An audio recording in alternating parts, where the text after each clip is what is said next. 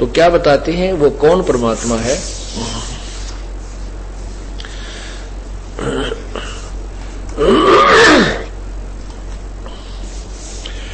तत् कहन को राम है दूजा नहीं देवा, ब्रह्मा विष्णु महेश से जागी करते हैं सेवा। ये तत् कहन को राम है दूजा नहीं देवा, ब्रह्मा विष्णु महेश से जाकी करते हैं सेवा। जब तप तीर्थ थोथरे जाकी क्या आशा, भाई कोटि यज्ञ पुण्य दान से जम कटे नहीं फांसा। यहाँ देन वाले न है यो मिटे नहीं झगड़ा, वह बिना पंथ की बाट है पावे को दगड़ा। यहाँ लेन व देन है ये मिटे नहीं झगड़ा, वो बिना पंथ की बाट है पावे को दगड़ा। बिन इच्छा जो देत है सो दान कहावे, बिन इच्छा जो देत है सो दान कहावे। फल बाचे नहीं तास का अमरापुर जावे। सकल दीप नौखंड के अक्षत्री जिन जीते, भाई सो तो पद में नाम ले विद्या गुण चीते। कोट 49 पृथ्वी जिन दीनी दाना, परशुराम अवतार को कीनी कुर्बाना। कंचन मेर सुमेर रे आए सब माही, काम देनु कलफ रक्ष रे सो दान कराही। स्वर नर मुनि जन सेवे ही सनकादिक ध्यावे, शेष शेष मुख रटत है जाका पार ना पावे। ब्रह्मा विष्णु महेश रे ये देवा दरबारी, संख कल्प युग हो गई जाकी खुली नहीं तारी। सर्व कला संपूर्ण है सब पीरन का पीर, अंत लोक में गाज है जाका नाम कबीर। असंख परलय संख असंख रे पल माही बिहानी, गरीब दास निज नाम की ही महिमा हम जानी। संत गरीबदास साहिब जी को पूर्ण परमात्मा कबीर परमेश्वर जी मिले थे। उन्होंने अपनी प्यारी आत्मा को सतलोक के दर्शन कराए, सचखंड में ले गए और फिर यहाँ पूरे ब्रह्मांडों की व्यवस्था आंखों दिखा करके वापस छोड़ा। उसके बाद आदरणीय गरीबदास साहिब जी ने आंखों देखी महिमा प्रभु की सुनाई। वो अभी आपने सुनी।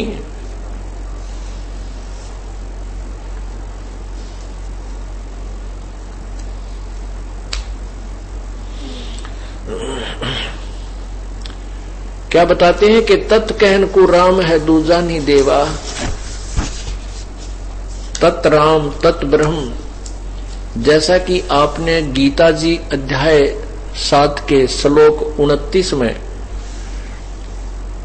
पढ़ा है, उसमें लिखा है कि गीता ज्ञान दाता कह रहा है कि अर्जुन, जिस समय तुझे संपूर्ण ज्ञान हो जाएगा, आध्यात्मिक ज्ञान, और जिसमें तू तत्ब्रह्म यानी उस परमात्मा से परिचित हो जाता है, जो प्राणी हो जाएगा, तू हो जाएगा या जो भी उस तत्व ज्ञान से परिचित हो जाएगा,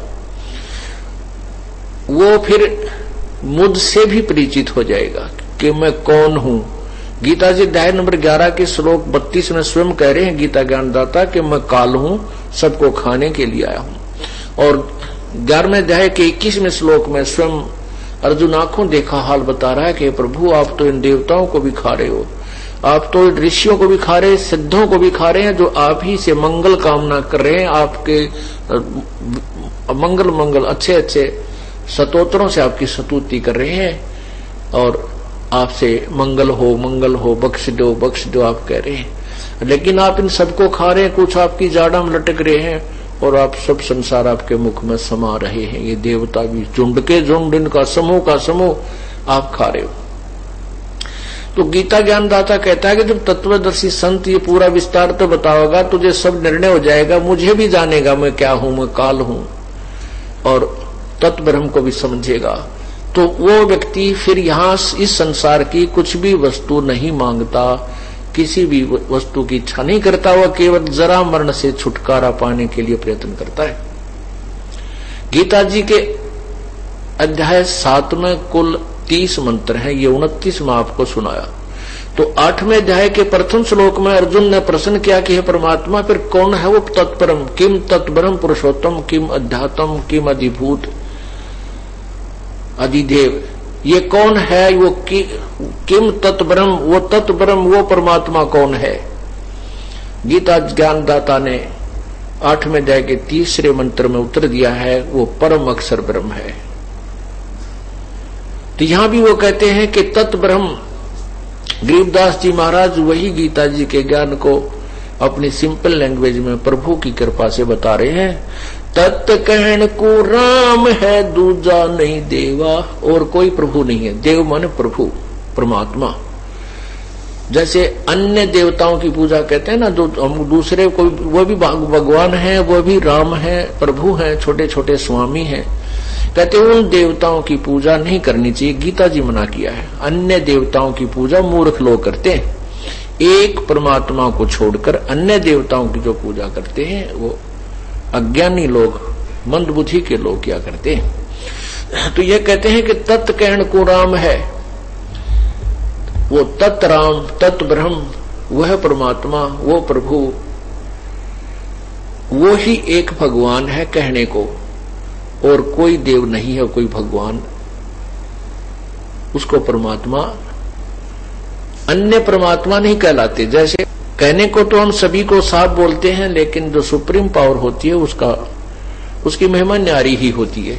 क्या बताना चाहते हैं कि जैसे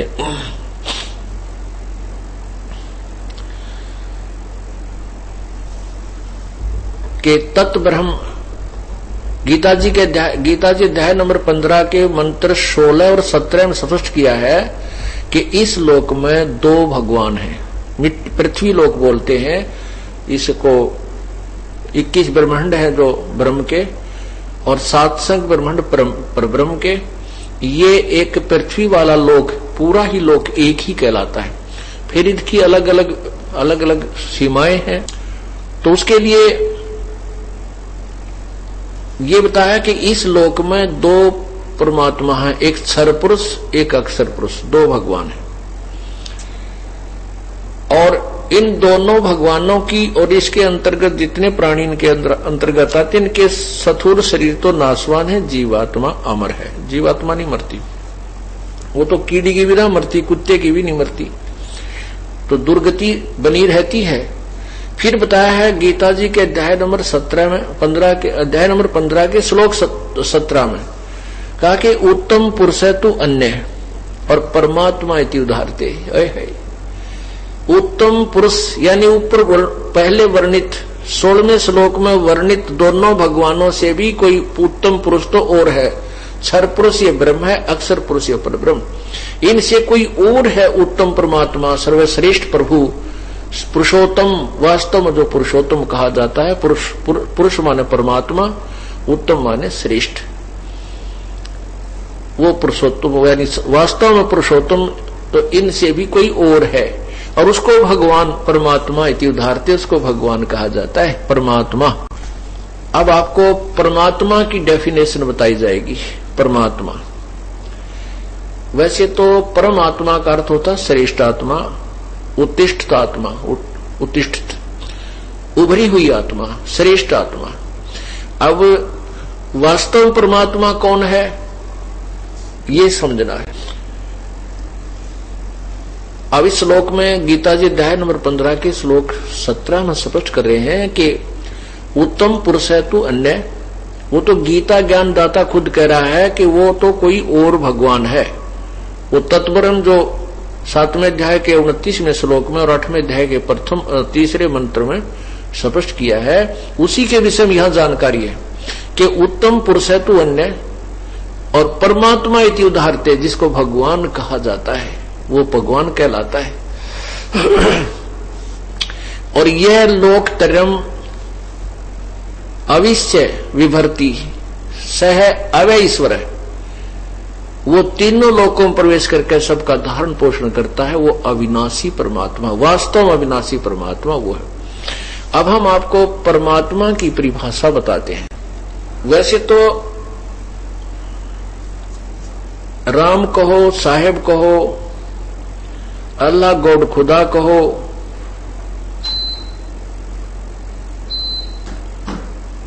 ये परमात्मा के, प्रभु के उपमात्मक नाम है, और परमात्मा भी उनमें से एक उपमात्मक नाम है। वास्तविक नाम प्रत्येक प्रभु का भिन्न भिन्न है। अब पूर्ण परमात्मा का वास्तविक नाम कबीर देव है, कबीर। और परमात्मा किसे कहते हैं? गीता जी के इस निर्मल ज्ञान को समझने के लिए आपको उदाहरण समझाया जाएगा। हम काल के लोक में हैं और यहां हम देखते हैं कि इस भगवान ने, ब्रह्म ने हमारे को कितना सुंदर जो है ये व्यवस्था बनाकर दी है। कितनी बड़ी पृथ्वी है, इसके ऊपर फलदार वृक्ष, बाग बगीचे, आम, सेब, संतरे, काजू, और जमीन के नीचे मीठा पानी, कहीं से झरने बह रहे हैं, और सूर्य किस प्रकार हमें रोशनी दे रहा है, कितने अच्छे दिन और रात बन रहे हैं। तो हम ये सोचते हैं देखो भगवान कितना दयालु है, परमात्मा कितना दयालु है, ये भगवान हमें कितनी सुविधा दिए हुए है। परमात्मा ने हमारे को अच्छे जड़ी बूटियां दी हैं, अच्छे काजू किस्म, सेब, संतरे, आम, कितने अच्छे फल दिए हैं, और कितना निर्मल पानी, किस प्रकार गंगा जैसी नदी बहा रखी है। तो इन व्यवस्थाओं को देखकर हमें ये काल भगवान नजर आता है, बहुत दयालु है, परमात्मा नजर आता है। परमात्मा का अर्थ होता भगवान। भगवान उसे कहते हैं जो केवल सुख दे, खाने पीने की वस्तु हमें दे लेकिन दुख ना दे, उसे भगवान कहते हैं। अब ये काल भी हमें भगवान नजर आता है क्योंकि ये सब सुविधाएं हमें दे रहा है, लेकिन ये परमात्मा नहीं है। लेकिन ये परमात्मा जैसा लगता है, ये भगवान जैसा है, लेकिन ये भगवान नहीं है। भगवान उसे कहते हैं जो सारी सुख सुविधाएं हमें उपलब्ध कराए, सब सर्वभोग हमें दे, लेकिन हमें दुख ना देवे। अब जैसे आपने देखा है कसाई बकरे पालता है,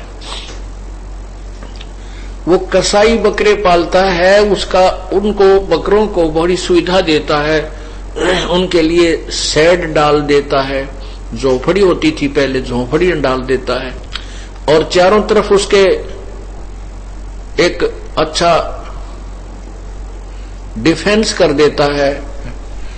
उनके चारों तरफ जो है उनके डिफेंस के लिए बड़ी बड़ी बाड़ लगा देता है, अंदर ही तालाब बना देता है, उसमें बहुत लंबे खेत चरागाह होते हैं, और वो झाड़ बोझड़े उसके अंदर ही उन बकरों का आहार होता है। तो वो बकरे उस कसाई को अपना स्वामी मानते हैं, वो सोचते हैं हमारा स्वामी कितना दयालु है, हमारी कितनी सुख सुविधाओं का ध्यान रखता है, पानी पिलाता है, अलग से चारा डालता है, कोई बीमार हो जाता है उसका इलाज कराता है। तो वो भोले जीव, वो अज्ञानी जीव उस कसाई को अपना भगवान समझ लेते हैं। लेकिन उस कसाई का उनके पीछे जो वो इतनी सुविधाएं दे रहा है, कोई खास उद्देश्य है जिनको बकरे नहीं समझ सकते। अब जैसे कसाई जब बकरों के पास जाता है और वो देखता है, ऐसे हाथ लगाता है, वो तो देखता है ये कै किलो का हो गया, इसमें कितना मांस बन गया, कितना बिकेगा, कितनी कीमत का बन गया इसका मांस। और वो भोले जीव उसको अपना स्वामी समझकर उसको प्यार देते हैं, उसके साथ ऐसे प्यार से गर्दन लगाते हैं, जीभ से चाटते हैं, प्यार देने की चेष्टा करते हैं कि ये हमारा स्वामी है, हमारे को बहुत सुख सुविधाएं दे रहा है। और कसाई अपना उद्देश्य पूरा कर रहा है, वो देख रहा है कि कितने कै किलो का बन गया, कितना वजन बन गया इसके मांस में, ये कितने का बिकेगा। और जब आता है ऑर्डर उसको 20-30 बकरों का, उसमें वो ना देखता किसकी माँ को घेर रहा है, किसके बेटे को, किसकी बेटी को, यानी उसमें एक डंडी लेकर, लाठी लेकर उनको निकाल लेता 20-30 जिसे उसे चाहिए, और जाके कटवा देता है। कुछ आप खाता है, कुछ बेच देता है। पुण्यात्माओं, सेम प्रोसीजर जो की तो फार्मूला हमारे ऊपर लागू है। आज हम बलि के बकरे हैं। परमात्मा कहते हैं खाई खुराका पैन पोशाका यम का बकरा पलता है, ये काल का बकरे पल रहे हो। एक्सीडेंट हो जाता है, एक एक्सीडेंट में एक परिवार के 2-2, 3-3, 4-4 व्यक्ति मर जाते हैं। फ्लड आ जाता है, भूकंप आ जाता है, एक परिवार के परिवार पूरे नष्ट हो जाते हैं। साइक्लोन आ जाता, समुद्री तूफान आ जाता है, गांव के गांव उजड़ जाते हैं। और फिर भी हम इसको दयालु भगवान कहते हैं, क्योंकि हम अबोध प्राणी हैं, हमें मालूम नहीं हम हमारे को किस लिए बांध रखा, क्या उद्देश्य हमारा जन्म और मृत्यु का। आज हम सोचते हैं ये बेटा मेरा है, बेटी मेरी है, ये कार मेरी है, कोठी मेरी है, ये मेरा है, भला मेरा है। और अभी मृत्यु हो जाए, कल मृत्यु हो जाए किसी एक्सीडेंट से, बीमारी से, वैसे तो क्या है, अपना कुछ भी नहीं है, ये धोखा है। इस धोखे को मिटाने के लिए तत्व ज्ञान परमात्मा ने प्रदान किया है। और हम इतने कमजोर होगी बुद्धि हमारी, हमारे ऊपर इतना प्रेशर है इन तीनों गुणों का, रजगुण ब्रह्मा, सदगुण विष्णु, तमगुण शिव जी का, कि हम इतना ज्ञान सुनकर भी सचेत नहीं हो पाते। इतना दबाव है, प्रेशर है। ये परमात्मा भी जानते हैं कि भोले जीव हैं, इनको बुद्धि इतनी ही दे रखी है। अब परमात्मा आपको सहयोग देगा, भक्ति देगा, आपके अंदर कमाई प्रवेश कर देगा राम नाम की, धन पुण्य की, फिर आपकी बुद्धि उठने लगेगी, आत्मा प्रबल होगी, और साथ में आपके जो अड़े हुए काम ऐसे ठीक करेगा, आपको पूर्ण विश्वास अपने भगवान पर हो जाएगा। और फिर कुछ दिनों के बाद ये तत्व ज्ञान हो जाएगा, और फिर ये काल का जाल आपके पूर्ण रूप से समझ में आ जाएगा। तो यहां क्या बताया है कि ये परमात्मा दिखे, ये काल जो है ये भी परमात्मा कैसा नजर आता है, लेकिन इसका परम रूप काल है। और परमात्मा उसको कहते हैं जो सुख दे दुख नहीं दे। कबीर परमात्मा है, वही तत्ब्रह्म यानी वो परमात्मा है जैसे। और वो सतलोक में जाने के बाद हमें सुख है, सुख देगा, ना वहां मृत्यु है, पुनर्जन्म नहीं। एक बार वहां जाकर हमें व्यवस्था होगी, हमारा जन्म होगा, पुनर्जन्म नहीं है वहां। फिर उसके वहां ऐसा ही शरीर है, ऐसा ही अपना मनुष्य जैसा आकार है, लेकिन वो शरीर का मटेरियल बहुत अच्छा है, वो खत्म नहीं होता, वो टूटता फूटता नहीं, उसमें ऑपरेशन आदि नहीं करवाने होते, वो मृत्यु नहीं होती वहां पर, वो गलता सड़ता नहीं है, वो नूर का है, तेज का है, तेज तत्व से बना। जैसे ये 5 तत्वों के मिश्रण से बना हुआ है, और वो 500 तत्व इसमें कहीं नजर नहीं आते। इसी प्रकार वो एक तत्व से बना हुआ शरीर हमें मिलेगा, बहुत सुंदर शरीर होगा। वहां एक ही तत्व के, नूरी तत्व के सब फल, आहार और जलपान उसी के होंगे, बहुत स्वादिष्ट होंगे, और वहां कभी मृत्यु नहीं होगी, कोई कष्ट नहीं, ना बेटा मरे, ना बेटी मरे, ना राग है, ना द्वेष है। शंखों लहर मेहर की उपजे, कहर नहीं जा कोई, दास गरीब अचल अविनाशी, शोक का सागर सोई।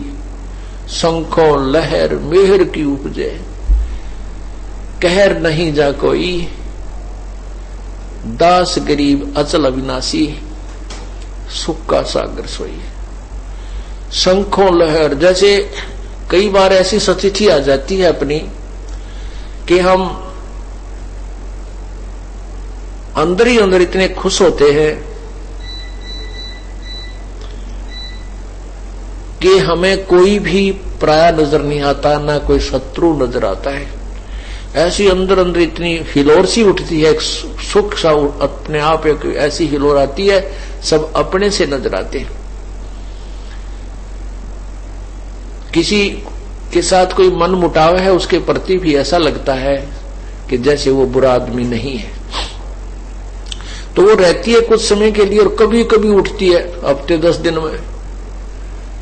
और परमात्मा कहते हैं वो जो सुख होता है वो एक लहर आई सुख की, ऐसी ऐसी सतलोक में कहते हैं शंखों लहर मेहर की उपजे, वह मेहर की लहर थी। और उसके बाद फिर यहां पर कहर ही कहर है, उसको ऐसे कर दूंगा, वो न्यू क्यों बोला, उसने ऐसा कर दूंगा, उसने पैसे नहीं दिए, वो ऐसा हो गया, उसको ऐसे कर दूंगा। 36 प्रकार का कहर हमारे ऊपर टूट जाता है, हजारों प्रकार का। और उसी कहर में हम इस जीवन को व्यतीत करते रहते हैं। तो परमात्मा कहते हैं सतलोक में शंखों लहर मेहर की उपजे, कहर नहीं जा कोई, दास गरीब ये चल अविनाशी, सुख का सागर सोई। कि वो सतलोक जो है सुख का सागर है, वहां पर कोई कष्ट प्राणी को नहीं है। तो यहां बता रहे हैं कि तत् कहन को राम है दूजा नहीं देवा। अगर हम किसी को परमात्मा कहें तो केवल कबीर भगवान है, सतपुरुष परमात्मा है, और परमात्मा नहीं। परमात्मा का आप अर्थ समझ गए होंगे।